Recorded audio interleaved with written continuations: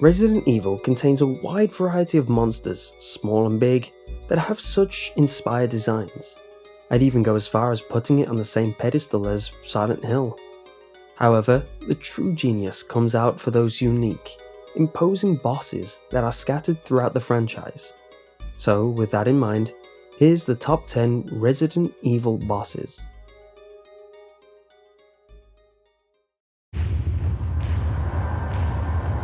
Resident Evil 4 may have departed from the series' traditional gameplay, but it kept a lot of its atmosphere, especially when it came to boss fights like El Gigante.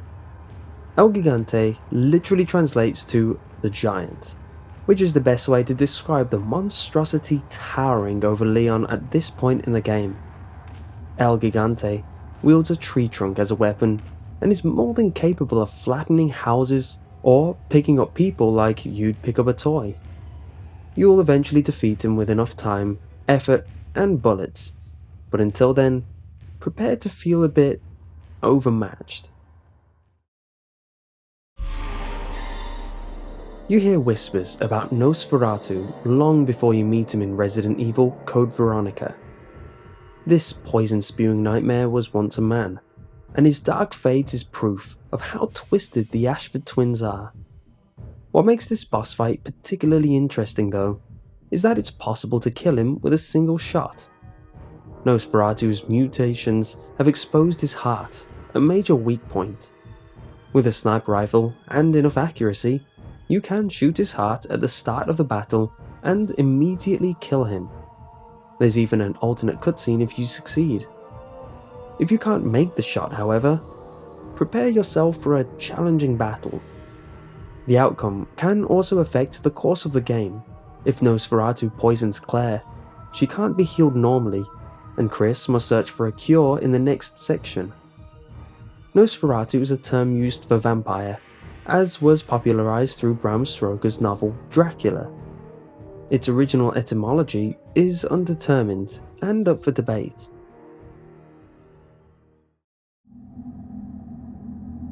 Oroboros is the primary virus of Resident Evil 5, part of a plan orchestrated by series antagonist Albert Wesker. The Oroboros virus is intended to weed out the weak and ensure only the strong survive. A host who is incompatible with the virus becomes a seething mass of tentacles that searches for more mass to consume and take over. Only a handful of Oroboros test subjects are fought throughout the game, and they're fairly interesting. The virus makes its hosts incredibly resilient and difficult to stop, but also gives them a weakness to fire. The first one is fought in a furnace room and requires quick reflexes to engulf the monster in flames. The second, Oroboros Kyono, is a bit more challenging. It is larger than the first one, and there is no furnace to help you. Instead, you have to defeat it through the use of scattered gas canisters and a flamethrower, although it is possible to defeat it by shooting it instead. Oroboros Kyono is dangerous enough to make you feel threatened, and this battle is one of the few times in Resident Evil 5 that actually feels like horror. Kyono is Swahili for the word arm, and references the monster's attack style.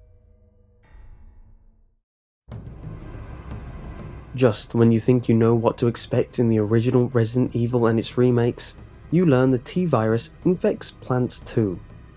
Reports in the mansion describe the out-of-control growth of the plant located at Point 42, and it's so huge you'll see pieces of it well before the boss fight itself. Plant 42 is weak to a chemical combination called V-Jolt, and there are a few different variations as to how the battle can play out. If you're playing as Jill, you will prepare the V-Jolt ahead of time and use it to weaken Plant 42. For Chris, however, the Plant 42 battle depends on Richard's fate. If you save Richard, you will fight Plant 42 at its full strength. However, if he dies from the poison, you will temporarily play as Rebecca at the start of the Plant 42 scene and make V-Jolt to help Chris. Plant 42 is referenced in Capcom's RPG Breath of Fire 3, where a plant monster by that name appears as a random encounter. Mayday, Mayday,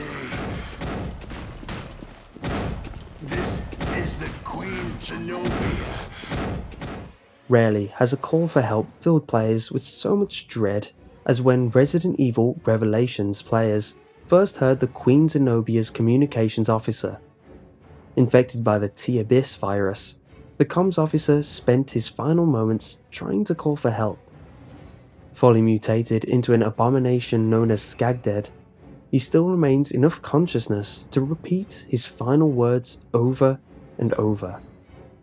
His garbled cries of Mayday ring out hauntingly as you approach, and it gets worse. He continues to talk as you fight him, even insisting that he's still human and begging you to stop. I'm a human! Revelations was an attempt to return to Resident Evil's survival horror roots, and while it wasn't entirely successful on that front, the chilling battle with the comms officer Skagdead was a sign that maybe it could return to horror after all. Alexia Ashford is one of the primary antagonists in Resident Evil Code Veronica, partly responsible for Nosferatu. In typical mad scientist style, Alexia infected herself with the T-Veronica virus. However, she found a way to control it and harness its power. As a result, Alexia essentially gained superpowers through her mutation, rather than becoming a mindless monster. Incredibly powerful and capable of using her own blood as a weapon, Alexia's first act after her transformation is to fight Wesker. It's one of the game's most dramatic scenes, and it transitions into a boss fight where Christmas faced off against her in the mansion lobby. The setting, build-up, difficulty, and Alexia herself all come together to make it one of the most memorable boss battles in the series. The Tyrant is one of the most iconic Resident Evil monsters. It is a special T-virus mutation that gains incredible strength and power. In the first game, Wesker reveals his plans and describes the Tyrant as an ultimate life form. The unleashed Tyrant immediately attacks him, either slamming him aside or outright impaling him depending on the scenario. This may or may not have been part of Wesker's plan, but it's nevertheless a memorable and threatening introduction to a monster far stronger than any other you've faced so far in the game. The Tyrant is the final boss of the game. Just when you think it's dead, it appears again, all but unstoppable. At last, you take it down with a rocket launcher and escape in a helicopter moments before the mansion facility self-destructs. Tyrants appear throughout the series as formidable, imposing enemies with equally impressive boss battles, but the first one deserves credit for starting it all. William Birkin was one of Umbrella's key scientists and a close associate of Wesker. He discovered the G-Virus by initiating the G-Virus project.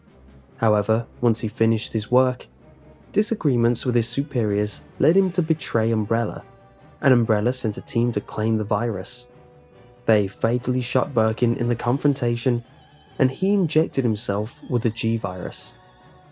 The virus mutated him into a monster, and the player encounters G several times throughout Resident Evil 2. The G-Virus is marked by its regenerative qualities, making Birkin a formidable opponent.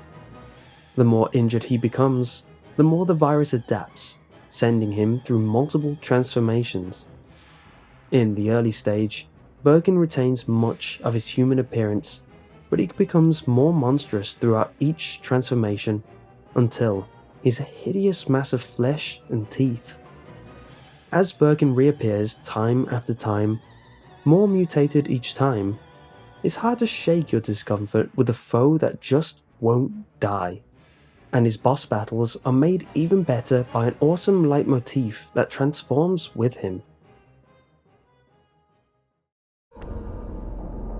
One of the things that made Resident Evil's remake shine is how it faithfully recreated the game while also adding new elements. One such element was a new character named Lisa Trevor. Lisa was the young daughter of George Trevor, Who designed the mansion? Taken by Umbrella to be used as a test subject, she deteriorated both physically and mentally due to the experiments with the progenitor virus. When you encounter her normally, you have no choice but to run. Powerful enough weapons can slow her down temporarily, but she can easily destroy you. It's only during your third encounter with Alexia that you can defeat her, either by knocking her over the edge of the area where the battle takes place, or by opening the tomb to reveal her mother's remains, which causes Alexia to leap over the edge. Alexia is one of the most dangerous enemies in Resident Evil, but also one of the most tragic, and it's fitting that her boss battle incorporates that scene of tragedy.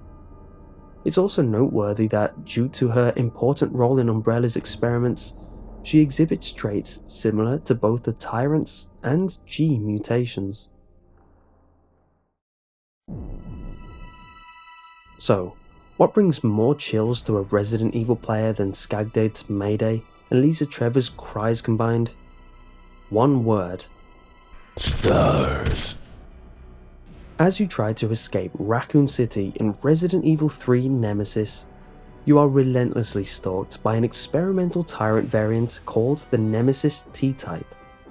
His name, Nemesis, comes from the Greek goddess of vengeance and retribution.